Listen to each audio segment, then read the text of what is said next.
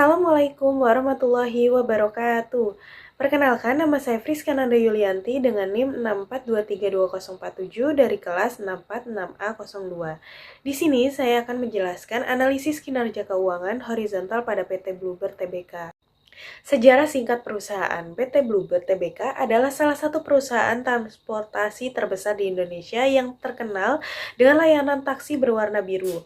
Armada Bluebird atau PT Bluebird Tbk merupakan salah satu taksi pertama yang sudah dilengkapi dengan sistem tarif berdasarkan argometer dengan dilengkapi sistem radio untuk memberikan kemudahan penyebaran order yang didukung oleh sistem operator terpusat serta meresmikan taksi eksekutif Silver Bluebird di Balai Kota DKI Jakarta yang disaksikan langsung oleh Ibu Mutiara Djoko Sutono. Metode horizontal. Analisis horizontal merupakan analisis yang membandingkan laporan keuangan dari beberapa periode.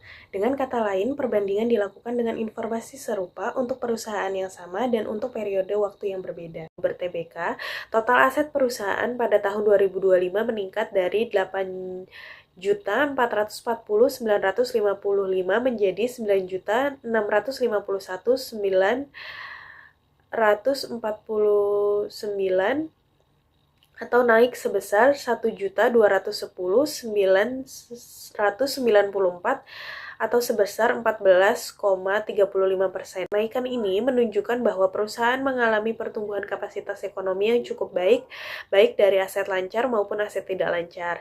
Jika dilihat dari aset lancar, nilainya meningkat dari 1.772.005 pada tahun 2024 menjadi 2.064.321 pada tahun 2025 atau naik sebesar 272,316 atau sebesar 15,20%. Peningkatan ini menunjukkan bahwa likuiditas perusahaan semakin baik dan perusahaan memiliki kemampuan lebih besar untuk memenuhi kebutuhan kewajiban jangka panjang pendeknya. Kontribusi terbesar berasal dari kas dan setara kas yang meningkat sebesar 181,296 atau sebesar 15,60% serta pajak dibayar di muka yang naik signifikan sebesar 132,184 atau sebesar 90,84%. Setelah itu, aset tidak lancar mengalami peningkatan yang lebih besar yaitu sebesar 6.948.950 pada tahun 2024 menjadi 7.587.628 pada tahun 2025 atau naik sebesar 938.678 atau sebesar 14,12%. Hal ini menunjukkan bahwa perusahaan tidak hanya fokus menjaga likuiditas tetapi juga melakukan pengembangan investasi jangka panjang. Kenaikan terbesar berasal dari aset tetap yang meningkat sebesar 369 atau sebesar 14,29% sehingga menjadi faktor utama kenaikan total aset perusahaan. Kondisi ini menunjukkan bahwa adanya ekspansi atau penambahan investasi pada aset produktif perusahaan. Hasil dan pembahasan laporan keuangan pada liabilitas dan ekuitas berdasarkan analisis neraca horizontal pada bagian kewajiban menunjukkan adanya pertumbuhan yang signifikan dari tahun 2024 hingga 2025. Jumlah total kewajiban perusahaan tercatat sebesar 2.445.967 pada tahun 2024 dan meningkat mencapai 3.325.713 pada tahun 2025. Kenaikan ini menunjukkan bahwa perusahaan semakin tergantung pada dana dari luar. Dalam hal presentase, kenaikan dari tahun 2024 ke tahun 2025 mencapai sekitar 36% yang tergolong peningkatan yang cukup besar jika dilihat lebih mendalam. Kewajiban jangka pendek meningkat dari 1.086.281 pada tahun 2024 menjadi 1.329.130 pada tahun 2025. Sementara itu, kewajiban jangka panjang juga menunjukkan pertumbuhan yang cukup signifikan di tahun 2024.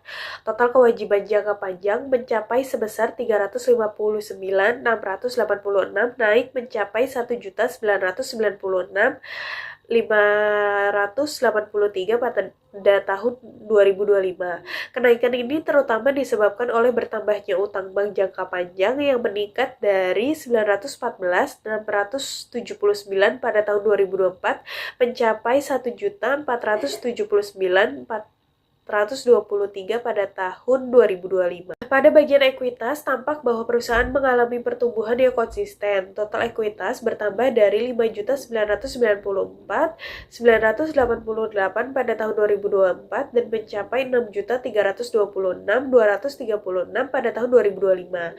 Pertambahan ini terutama disebabkan oleh kenaikan saldo laba yang tidak ditentukan penggunaannya, yang meningkat dari 3.063.743 pada tahun 2024 dan mencapai 3.391.412 pada tahun 2025. Hal ini menunjukkan bahwa perusahaan dapat menghasilkan keuntungan yang stabil dan menyimpan sebagian besar keuntungan tersebut untuk memperkuat modal. Di sisi lain, komponen saham biasa yang berjumlah 210 dan tambahan modal di sektor sebesar 2.512.774 tetap tidak berubah selama periode ini, yang menunjukkan tidak adanya penambahan modal dari pemilik. Hasil dan pembahasan laporan keuangan pada laba rugi. Berdasarkan laporan laba rugi untuk periode 2024-2025, keadaan finansial perusahaan menunjukkan adanya tantangan dalam hal profitabilitas meskipun masih mencatatkan keuntungan. Penjualan serta pendapatan operasional meningkat dari 5.039.947 pada tahun 2024 menjadi 5.705.306 pada tahun 2025 dengan kenaikan sebesar 665.359. Kenaikan ini merefleksikan adanya perkembangan dalam aktivitas bisnis perusahaan baik melalui peningkatan volume penjualan maupun harga produk.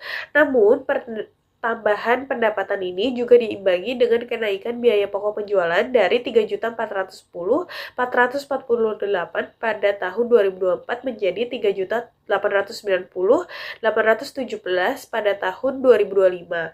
Hal ini menunjukkan bahwa biaya produksi atau biaya barang yang dijual juga meningkat secara signifikan, sehingga mengurangi margin keuntungan perusahaan. Secara keseluruhan, keuntungan sebelum dikenakan pajak naik dari 755.618 di tahun 2024 menjadi 824.714 di tahun 2025. Meskipun demikian, kewajiban pajak juga mengalami peningkatan dari 162.919 menjadi 181.303 sehingga keuntungan bersih perusahaan hanya bertambah dari 592.699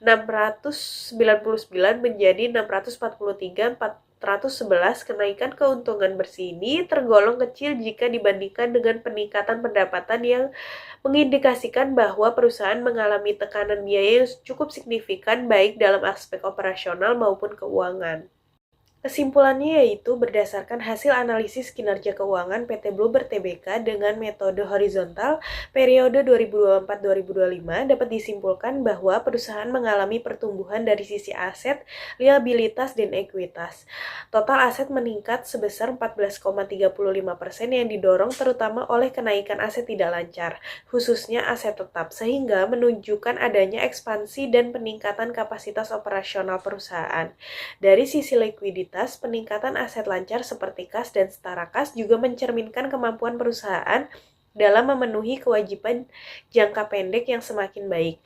Dari analisis laba rugi terlihat bahwa meskipun pendapatan mengalami peningkatan, perusahaan menghadapi tekanan dari kenaikan biaya, baik biaya pokok penjualan maupun biaya operasional dan bunga. Hal ini menyebabkan pertumbuhan laba bersih relatif terbatas dan menunjukkan adanya penurunan efisiensi dalam pengelolaan biaya. Sarannya itu ada 4. Yang pertama, perusahaan perlu lebih mengendalikan biaya operasional agar laba yang dihasilkan menjadi meningkat. Yang kedua, perusahaan sebaiknya mengurangi ketergantungan pada utang agar resiko keuangan tidak semakin tinggi. Yang ketiga, perusahaan perlu meningkatkan efisiensi penggunaan aset agar investasi yang dilakukan dapat memberikan hasil yang lebih maksimal. Yang keempat, perusahaan perlu menjaga keseimbangan antara modal sendiri dan utang agar struktur keuangan tetap sehat. Nah, itu dia penjelasan dari saya. Kurang lebihnya mohon maaf. Wassalamualaikum warahmatullahi wabarakatuh.